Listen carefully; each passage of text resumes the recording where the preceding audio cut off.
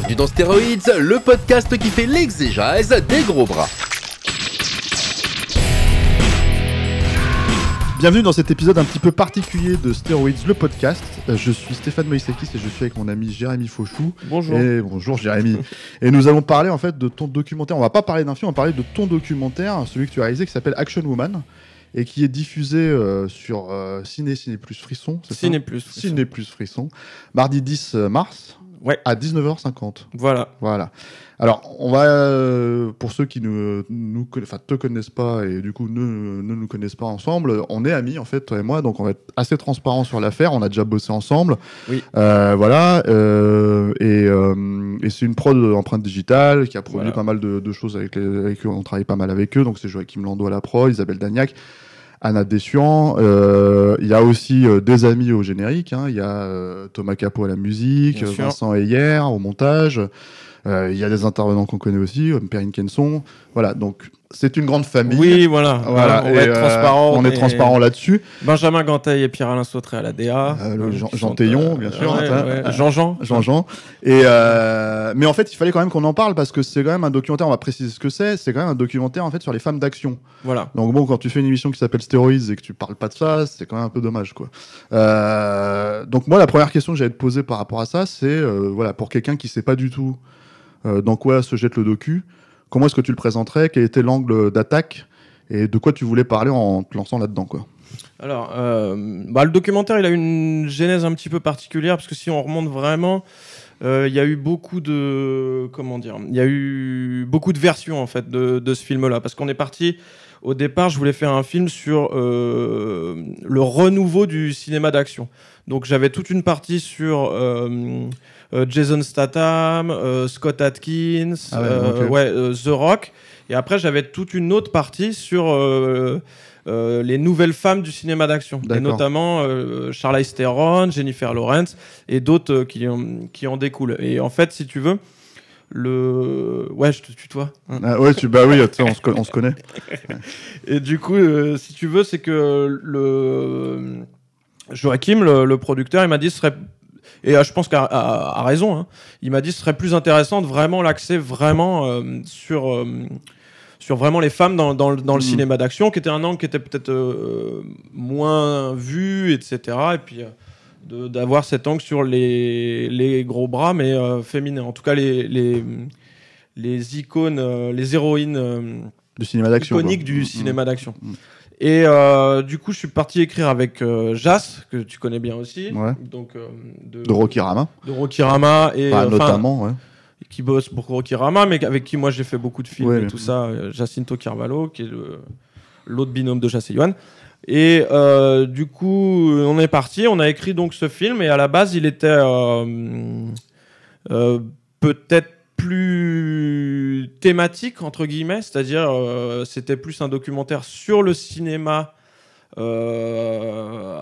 à part entière, en tout cas sur les différentes icônes, à travers le temps, à travers les époques. On partait plus de... Bon, on va en reparler après, mais on partait plus du cinéma asiatique pour vraiment, quelque part...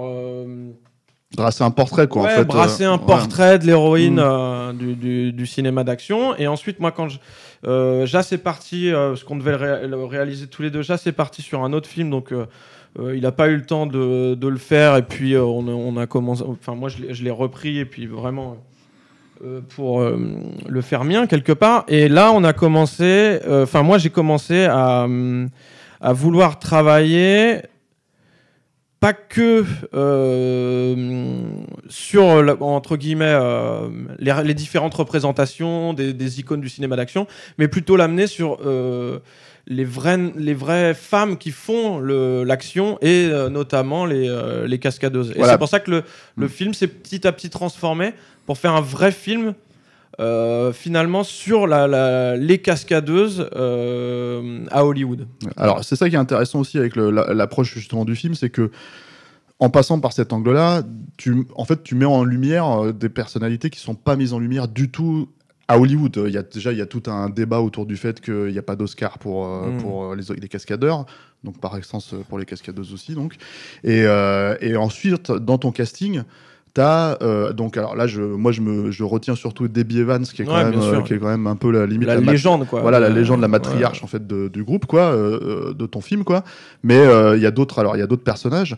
Voilà, est-ce que tu peux, alors voilà, j'ai pas retenu forcément tous les noms, mais est-ce que tu peux me dire par exemple quels sont les autres? Il y a Natasha Hopkins qui était la doublure de Zoé Kravitz sur Mad Max Fury Road, entre autres, parce qu'elle a fait beaucoup d'autres choses. Mais il y a Janene Carleton qui était la doublure d'Angelina Jolie sur Salt, et puis sur d'autres choses, elle a doublé.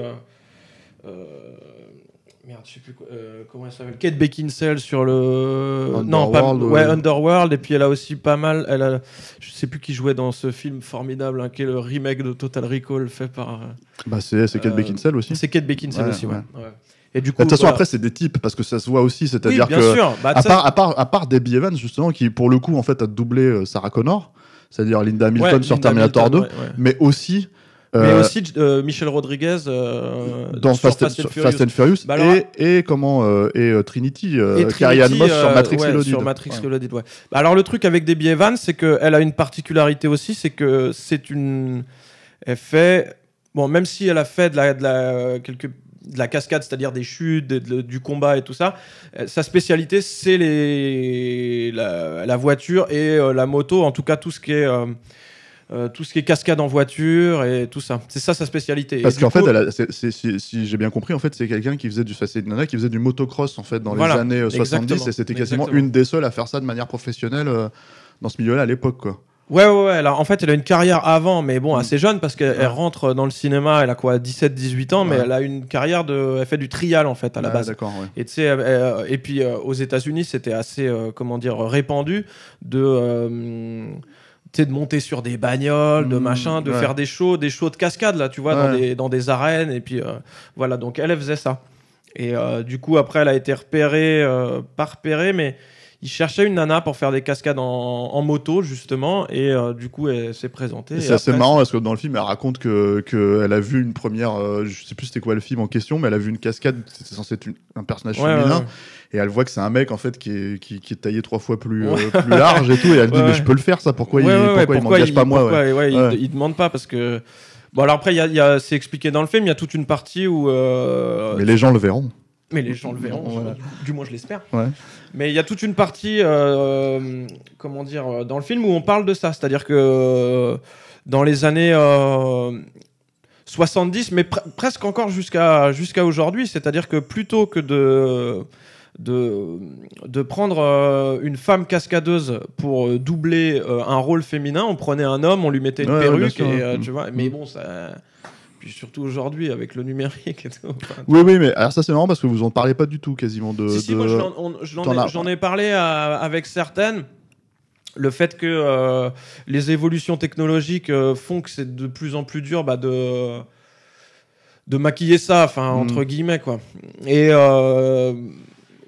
Bah après c'était pas. C'était pas le sujet. Non, c'est pas ça. C'est que tu sais comment ça on fait quand on fait un documentaire, et j'avais pas de réponse assez vraiment pertinente sur ce sujet-là qui me faisait que j'allais faire, tu vois, 2-3 minutes dessus, un segment dessus, voilà. Parmi les autres, alors, le truc c'est que dans le film, tu démarres sur 2 icônes principales qui, en fait, sont les tiennes, j'ai l'impression aussi, pour beaucoup de monde, dans l'absolu, mais voilà, qui sont donc Ripley dans Alien et Sarah Connor dans Terminator, quoi. Et j'aurais voulu savoir, en fait, pourquoi t'es parti sur ça. Parce que par exemple, j'allais dire, pour des gens comme nous, il y a aussi le cinéma de Hong Kong, t'en as un petit peu touché tout à l'heure, voilà. Et c'est vrai que vous en parlez pas du tout dans le docu, quoi. Ouais, non, c'est vrai. Bon, alors ça, c'est plus lié à vraiment la création du film. En fait, pour ce film-là, même si j'ai Perrine qui vient éclairer, prendre un peu de recul sur les personnages, et aussi Andrew Barker qui est un journaliste de Variety qui viennent un petit peu comme ça ne pas être que dans, entre guillemets, dans l'action, dans l'action, dans l'instantané, en tout cas prendre du recul par rapport à ces personnages-là et tout ça. Je voulais que à chaque fois que je parle d'un film, j'ai quelqu'un qui ait travaillé dessus aussi, quoi. Bon, alors forcément, moi je suis hyper fan de Terminator et de Terminator 2 et de Alien et de Aliens. Du coup, j'ai forcément essayer d'avoir des gens. Il se trouvait que Debbie Evans, j'ai commencé à la chercher parce que justement c'était la doublure de Lilta Hamilton sur T2. Donc après forcément elle a une carrière immense. Donc après on a parlé de toute sa carrière, mais en tout cas mon but c'était d'avoir ces gens-là. Et après Janet Goldstein qui joue Vasquez dans Aliens. Donc, si tu veux, ça me permettait. Pourquoi Ripley et Linda Hamilton? Parce que pour moi, ça me semblait les deux icônes du cinéma d'action, entre guillemets, presque principales, en tout cas, les plus iconiques. Et puis avec, tu vois, 2 films de James Cameron, qui est peut-être le réal féministe du cinéma d'action. Féministe du cinéma d'action. Donc ça me paraissait, essentiel, en tout cas, de parler de ces 2 personnages-là. Et du coup, pour ce faire, je suis passé par Janet Goldstein et Debbie Evans. Et encore une fois, pourquoi je parle pas du cinéma peut-être de Hong Kong et tout ça, qui était dans les précédentes versions qu'on avait écrites avec Jas et tout ça. Parce que, pour être complètement transparent, j'ai essayé d'avoir Michel Yeo, j'ai essayé d'avoir... plein de gens comme ça qui pouvaient me parler de ce cinéma-là, mais les hasards de la production font que je les ai pas forcément eus. Oui, c'est ça, parce qu'il faut préciser que quand tu fais un documentaire comme ça se fait sur un planning assez serré par moment, et du coup, en fait, même si les gens peuvent être disponibles à un moment T, en fait, ils le sont pas forcément au moment où on en a besoin, quoi. Ouais, voilà. Et puis, tout le monde a son emploi du temps et tout ça. Donc, des fois, t'arrives pas forcément à caler les gens. Et puis, Michel Yeo, tu vois, c'est une grande star. C'est toujours un peu plus compliqué à avoir. Hein.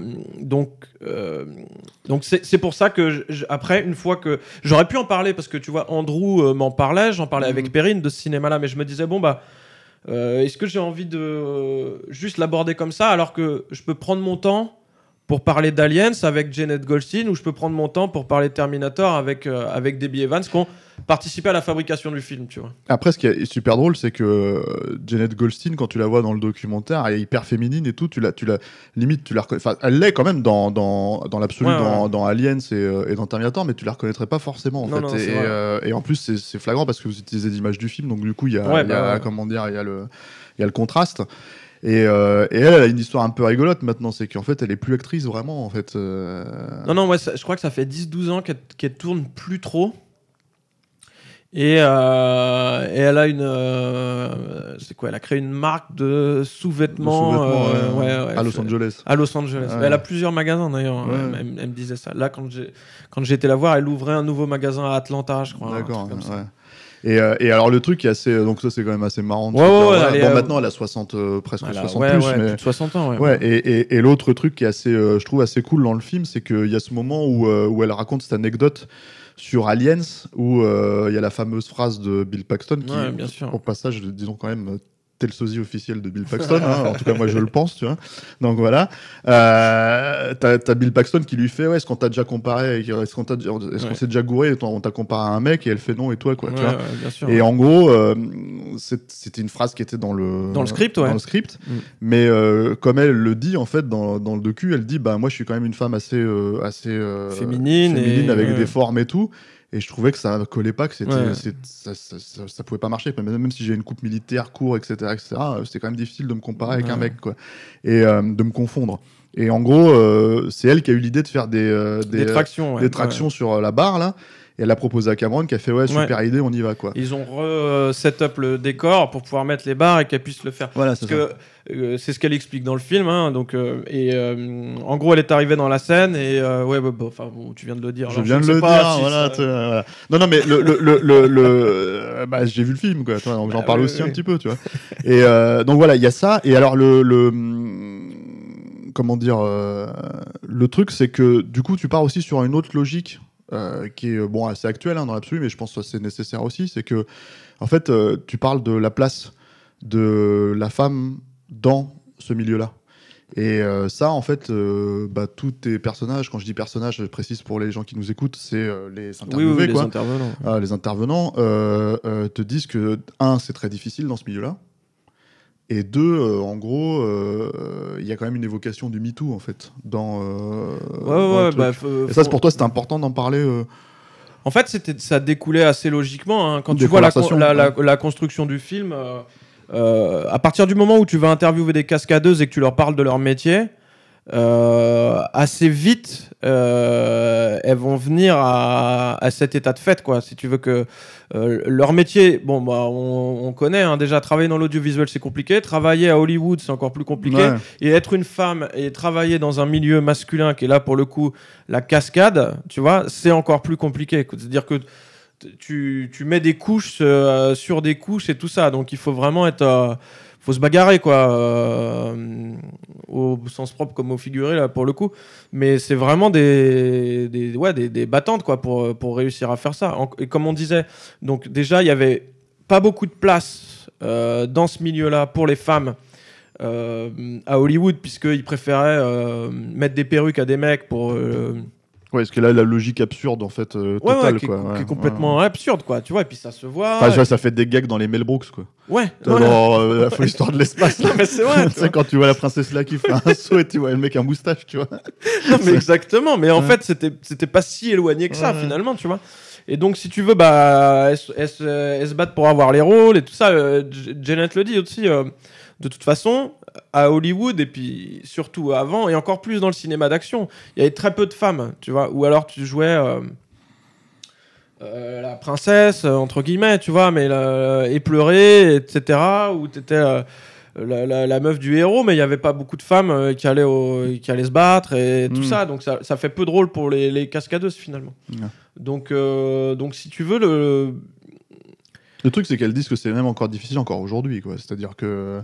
Oui, bah de toute façon, tu vois. Bah après, nous, on a vu, là, c'est ce que dit le film aussi, on a vu ces 3 dernières années quand même qu'il y avait, entre guillemets, beaucoup plus de films comme ça, tu vois, avec les Charlize Theron, etc. C'est venu avant, avec Zoé Bell et tout ça. Bon, après, il y a beaucoup de séries B aussi, beaucoup de direct ou vidéo, mais ça fait quand même bosser...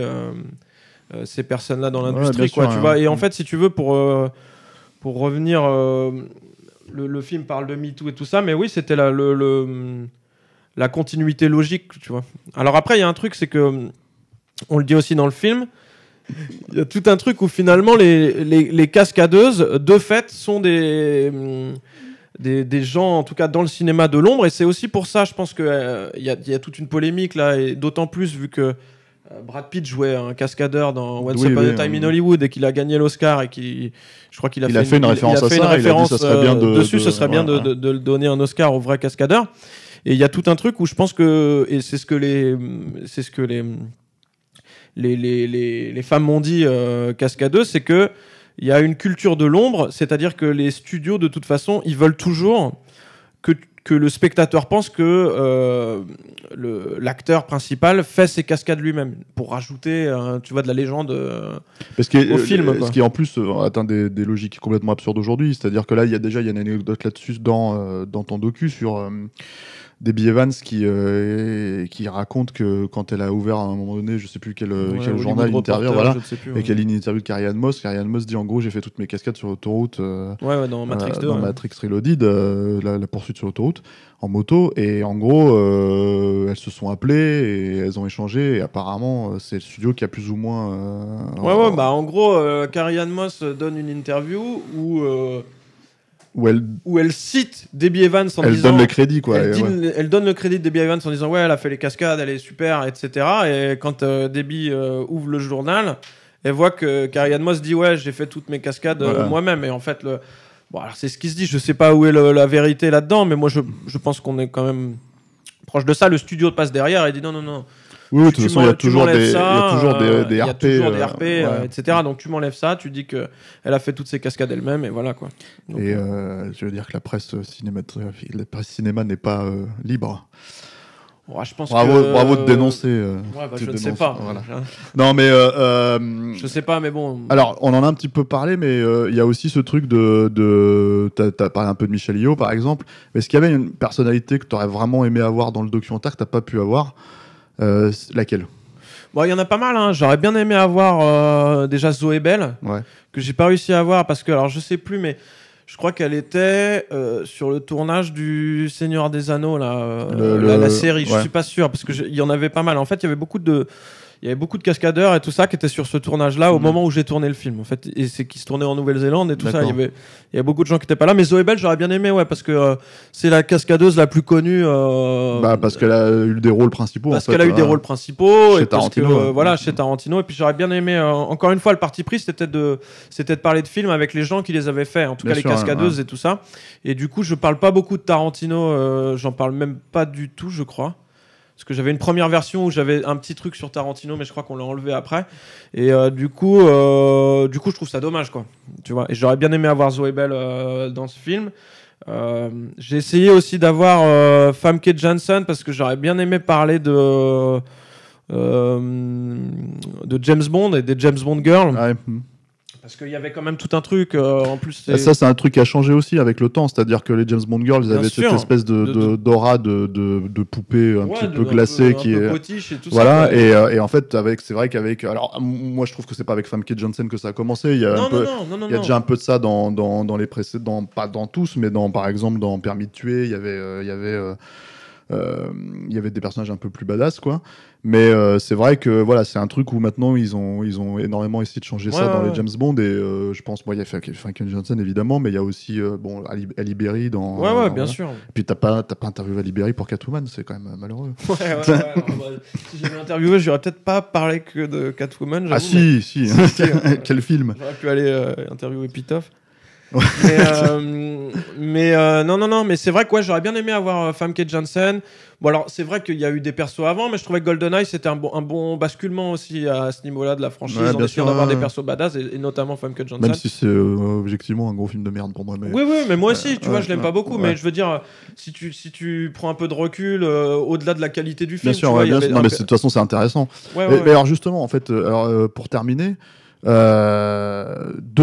une question un peu double, mais en te lançant dans le sujet et finalement en travaillant la matière et tout, qu'est-ce que tu as appris que semblait pas si évident que ça en fait avant de débuter le sujet, et quel était éventuellement ton intervenant le plus pour toi, celui que tu as préféré en fait interviewer parce que tu as appris le plus de trucs possible en fait. Je t'avoue que j'avais pas conscience, si tu veux, de la peut-être de la vraie difficulté en fait de faire ce métier de cascadeuse. Déjà qu'il y a un métier difficile en soi, c'est-à-dire que Natasha Hopkins, par exemple, on dirait pas du tout dans le film, mais elle a quand même déjà 40 ans, voire 41 ou 42, je sais plus. Et elle me disait, j'ai le dos brisé, tu vois, mais vraiment, elle a beaucoup souffert quoi, pour faire ce film. Donc, il y a une souffrance qui est déjà inhérente au métier. Ce film, tu parles, c'est Mad Max, c'est sur Mad Max? Non, je disais de manière générale, dans sa carrière, je veux dire. Mais donc il y a une souffrance qui est inhérente au métier, parce que les chutes, tu vois, et elle le dit bien dans le film, genre quand elle dit j'ai sauté du train, je l'ai fait 6 fois et c'était sous la pluie et machin. Et voilà, c'est des métiers qui sont quand même difficiles physiquement et difficiles moralement aussi, parce que passer, je sais pas, 6 mois, tu vois, courir, sauter, se faire mal tout le temps, etc. Et c'est Natasha aussi qui le dit dans le film. Et jamais avoir un Oscar ou jamais être reconnu de la profession, alors que quelque part, sans dénigrer la profession, mais la maquilleuse et la coiffeuse sont susceptibles de recevoir un Oscar. C'est vrai que c'est difficile à accepter pour ces femmes-là. Et je pense que j'avais pas forcément... Oui, tu vois, en tant que fan de films d'action, tu te dis, il y a des cascades, machin, mais tu te rends pas compte de la difficulté. Non, ça, c'est parce que t'es qu'un sale mâle blanc, cisgenre. Ouais, sans doute. Mais vraiment, il y a de la difficulté, mais de la difficulté technique, etc., physique de ces cascades-là, quoi. Et après, mon intervenant...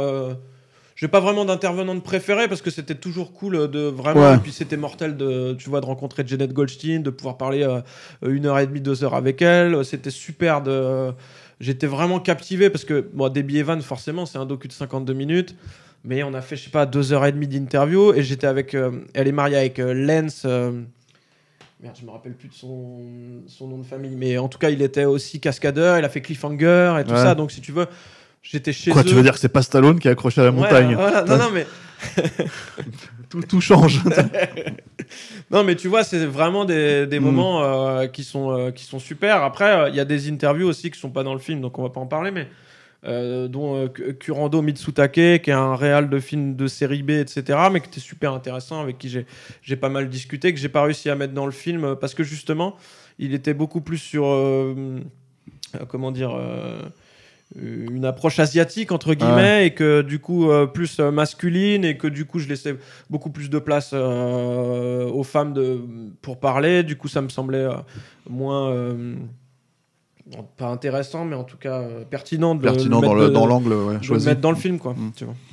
De toute façon, c'est clair qu'après, les films se font aussi au fur et à mesure, sur un documentaire plus qu'encore qu'ailleurs, quoi. C'est-à-dire qu'à un moment donné, il faut trouver la matière dans tout ce qu'on a récupéré, quoi. Ouais. Et puis tu vois, j'ai toute une partie sur le fait de la doublure, tu vois, de justement ce côté sur l'ombre, enfin entre guillemets des shadowman, en tout cas shadowwoman comme elle s'appelle aux États-Unis, et tout ça que je trouvais intéressant, que j'avais pas forcément.